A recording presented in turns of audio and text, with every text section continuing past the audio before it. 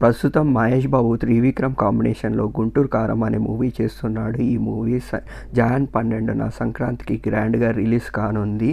Makers ఈ movie release దగ్గర పడడంతో ప్రమోషన్స్‌ని స్టార్ట్ చేశారు.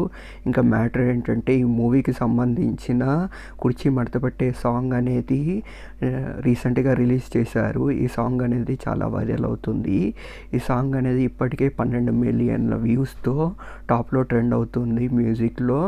మొత్తం మీద మహేష్ బాబు, శ్రీలీల మరియు మీనాక్షి చౌదరిలో కాంబినేషన్లో వస్తున్న ఈ మూవీపై ప్రేక్షకుల్లో భారీ ఎక్స్పెక్టేషన్స్ ఉన్నాయి.